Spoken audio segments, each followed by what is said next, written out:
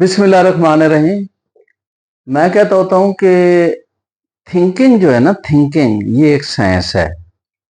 और बाज का जो शक होता है वो शक इतना मजबूत होना चाहिए कि वो प्रूव हो तो वो पक बन जाए। तो इसी तरह काले मोतिये के बारे में ना, काले मोतिये की एक किस्म ऐसी होती है जिसको हम कहते हैं ग्लाकोमा सस्पेक्ट, यानी शक वाला। तो इसके बारे में एक और बात करता होता हूँ, कई दफा मेरी प्रेजेंटेशन भी थी। जो डिस्क है ना, जो अंदर से हम देखते हैं, यानी काला मोतिया आंख के अंदर जो नस है उसको जाके अफेक्ट करता है। तो जब हम देखते हैं आंख को अंदर से, तो वो जो अंदर की जो स्ट्रक्चर है, मैं हमेशा कहता हूं कि डिस्क स्पीक्स। स्पीक्स तो वो जुबान से होती है ना, तो डिस्क कैसे स्पीक कर जाती है, काफी लोग पूछते हैं। तो मैं ये कहता हूं कि वो इतनी मजबूती से देखी होनी चाहिए कि इंसान कहे कि ये लाजमी, इतना पक्का शक है कि ये काला मोतिया होगा। तो ये ग्लाकोमा सस्पेक्ट चार चीजों पे अगर घूमता है, इसमें चार चीजें में से तीन हाई होनी चाहिए, यानी इंट्राकुलर प्रेशर ज्यादा होना चाहिए।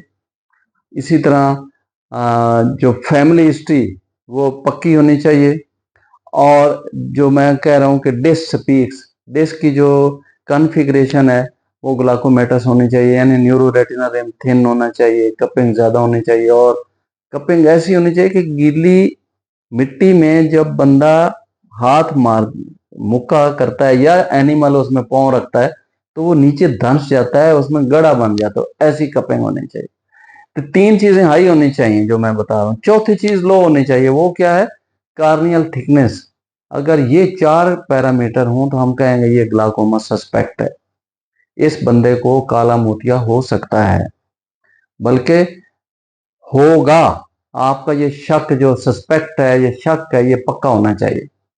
इसके लिए आप क्या करते हो? सारी चीजें करते हो, उसकी हिस्ट्री, उसके पैरामीटर्स, उसकी कार्निया, इंटीरियर चैम्बर, गोनियोस्कोपी, हर चीज आप करते हो। ऑप्थेल्मोलॉजिस्ट सारी चीजें करता है। जो एक बहुत अच्छी इन्वेस्टिगेशन है जिस पे हम बहुत ज्यादा अब रिलाय करने शुरू हो गए हैं, मैंने लिटरेचर सर्च किया है, वो ओसीटी है। ओसीटी कहाँ से आया है? ये वो बला है जो हम लाइट के जब स्पेक्ट्रम देखते हैं तो उसमें दो स्पेक्ट्रम होते हैं जो इंसान की आंख नहीं देख सकती लाइट की। एक होता है अल्ट्रावायलेट होता है, और जब उसकी वेवलेंथ 400 या 410 नैनोमीटर से थोड़ी होती है। और एक होता है इंफ्रारेड, जब उसकी 750 नैनोमीटर से ज्यादा होती है। जब 750 नैनोमीटर से लाइट की इंटेंसिटी ज्यादा होती है तो वो ओसीटी के लिए इस्तेमाल हो जाती है। और जब वो 400 से नीचे आती है तो वो एक और लेजर बन जाती है, उसको कहते हैं अल्जाइमर लेजर, जो आंखों में लगाते हैं उसको ऐनक को दूर करने के लिए, ऐनक रिमूव करने के लिए। तो जहां इंसान रुक जाता है वहां अगर वो शक ना करे, सोचे ना, तो ये दोनों लेजर नहीं बन सकती थी। तो उसने ये सोचा और दो लेजर्स बन गए।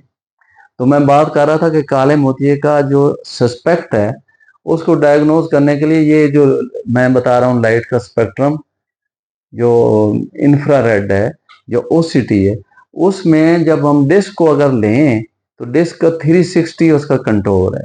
उसका सुपीरियर मार्जिन है, इंफीरियर मार्जिन है। और R N F L, retina nerve fibre layer को अगर हम सिर्फ रेटिना नर्व फाइबर को स्टडी करें, वैसे तो गैंग्लियन सेल को, ऑप्टिक नर्व डिस्क के पैरामीटर को और आर एन एफ एल को, रेटिना नर्व फाइबर को हम स्टडी करते हैं। रेटिना नर्व फाइबर आप 360 में वेरी कर सकती है। और 360 में जब वेरी करेगी तो आप किस चीज को लोगे? सुपीरियर और इंफीरियर मार्जिन में। अगर सुपीरियर और इंफीरियर मार्जिन में एज मैच उसकी थिनिंग आ जाए तो पक्का आपका सस्पेक्ट जो है ना, आपका शक वो पक्का हो चुका है, आप उसको ट्रीटमेंट दे सकते हो। मैं एक स्टडी कंडक्ट कर रहा हूँ और दोस्तों को भी दावत देता हूँ कि आप आर एन एफ एल का इंफीरियर पे आप काम करें। इंफीरियर उसका क्वाड्रेंट देखें कि कितनी थिनिंग है।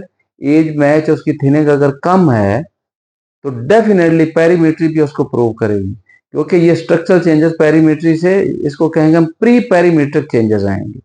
तो आर एन एफ एल का मैं जिक्र कर रहा था, अगर ये इंफीरियर थिनिंग है, एज मैच और एसिमेट्रिक है, तो आप सोच लें कि ये पेशेंट ग्लाकोमेटस हो सकता है।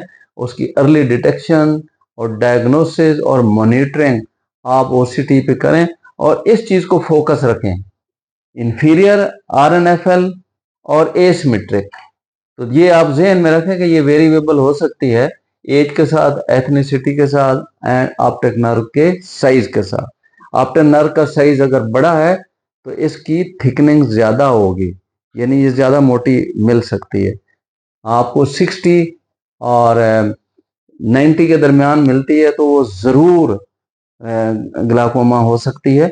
अगर इंफीरियर पे ज्यादा है और सुपीरियर पे ज्यादा है, 2 क्वाड्रेंट में ज्यादा है, तो ये ग्लाकोमा सस्पेक्ट हो सकता है। और इसका ट्रीटमेंट से मुतल्लिक हमने बहुत कुछ डिस्कशन की हुई है कि ग्लाकोमा एक ऐसी डिजीज है जिसमें परमानेंट विजन लॉस हो जाती है, क्योंकि सेल की, गैंग्लियन सेल की डेथ हो जाती है। तो आप इस डेथ को बचाने के लिए अर्ली डायग्नोसिस के आपको हिस्टोलॉजी, ओसीटी और जैसे मैंने बताया इंफ्रारेड की पैदावार ओसीटी, उसको ज़रूर लें और डायग्नोज करें और मरीज को विजन रिस्टोर की गारंटी दें।